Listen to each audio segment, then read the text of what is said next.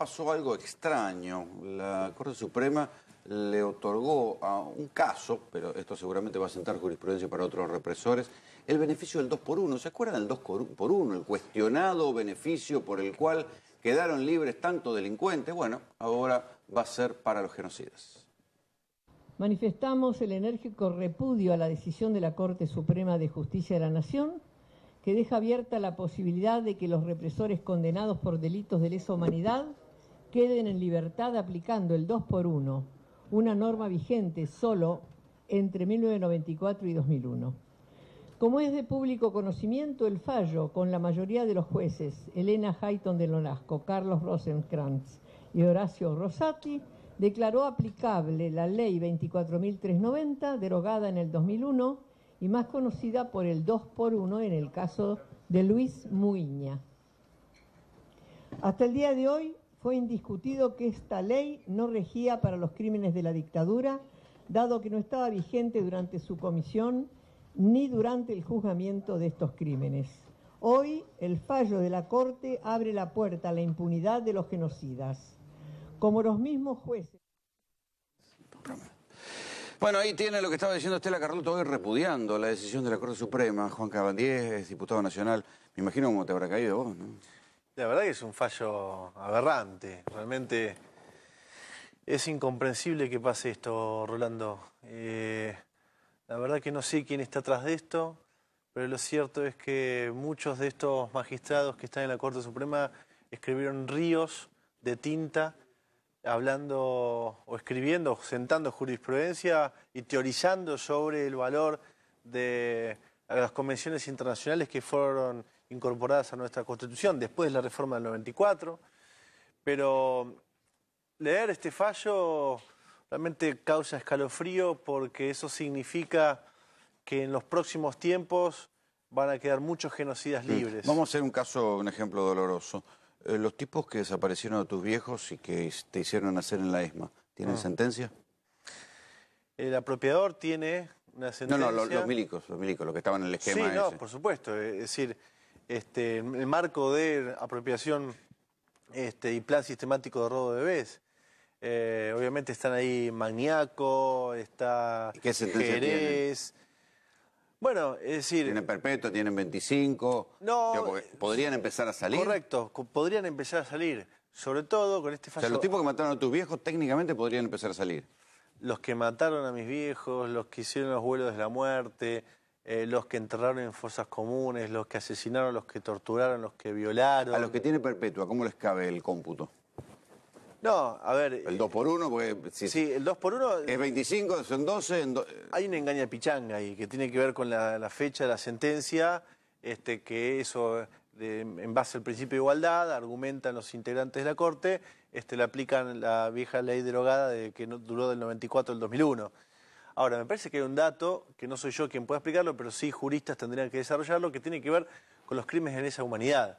Es decir, es la sociedad mundial quien declara, y los países que incorporan a sus cartas magnas, a sus constituciones, los principios de los crímenes de lesa humanidad imprescriptibles, es la humanidad la que está de acuerdo con esto. Entonces, un país que falla en favor de... que fue ejemplo.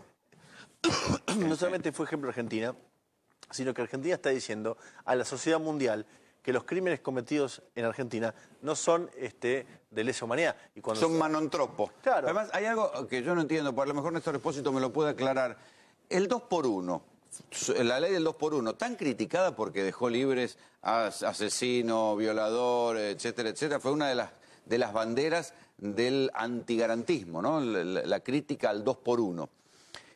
Que se aplicó entre 1994 y 2001, o sea, no corre para las violaciones a los derechos humanos que fueron cometidas, no sé, 76, 77 y bajando hacia el 78, y tampoco estaba vigente cuando se hicieron los juicios por los crímenes de lesa humanidad. ¿En función a qué los meten en el 2 por 1? Esto es lo que cambia, Rolando, en esta historia. ¿Sabes cuántos militares condenados por derechos humanos quedan involucrados en este fallo de la Corte? Todos.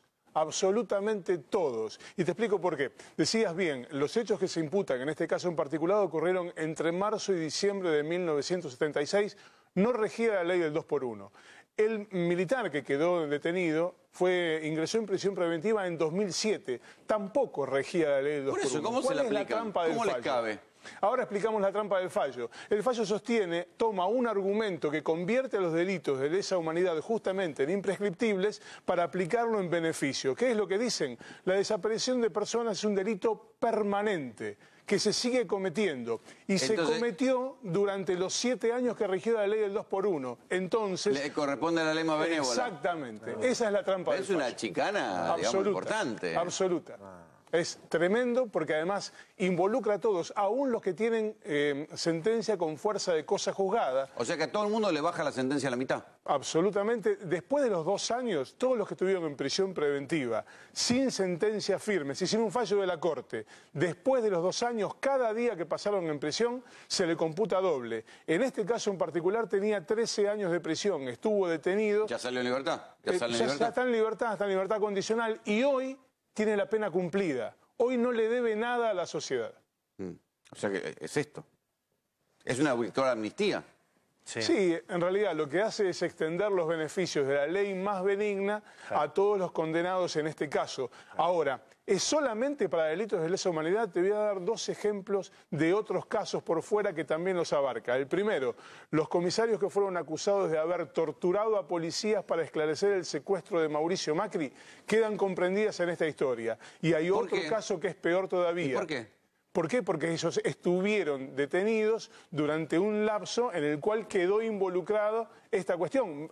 Macri fue detenido en 1991. O sea, ellos sí caben en el periodo del 2 por 1. Sí, exactamente. Y hay un caso que es peor todavía. ¿Sabés a quién le alcanza este fallo también?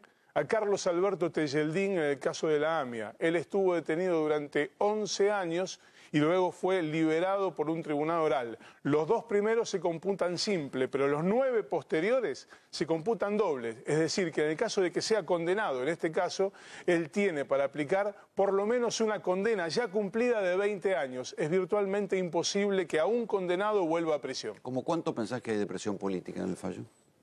¿O de cambio de época política? A mí me parece que si uno seguía por las declaraciones del presidente cuando hablaba del curdo de los derechos humanos y después algunos funcionarios como Gómez Centurión poniendo en tela de juicio los desaparecidos, el número, las vejaciones, etcétera, y si me baso en las declaraciones del propio secretario de Derechos Humanos, Abrug, yo creo que hay una intención del gobierno, obviamente, de deshistorizar, de esmerilar al mundo de derechos humanos, y todo lo que sea colectivo, popular, es enemigo del gobierno, porque realmente no se siente cómodo en ese sentido.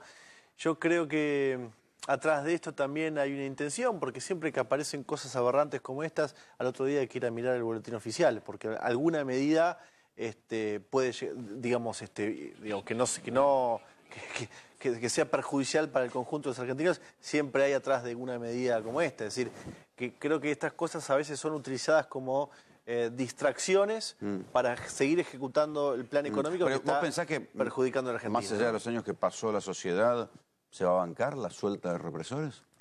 Mira, yo creo que hay un gran consenso que se ha construido durante 40 años en pos de repudiar lo que ha sido la dictadura militar, Rolando. Ahora, yo creo que esa conciencia ha crecido incluso en los años de Néstor y de Cristina, producto de que pusieron la política de derechos humanos como política de Estado, y hubo una gran conciencia de justicia, verdad y memoria y de repudio a esto. La sociedad mundial repudia... Pero para, ¿vos te imaginás el día después de la suelta de represores?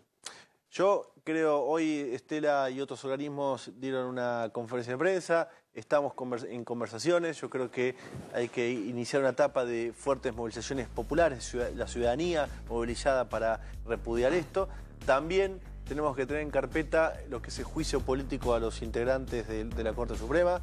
Eso es algo que ya estamos hablando en el bloque del Frente para el Rector y vamos a buscar más consensos también de otros bloques.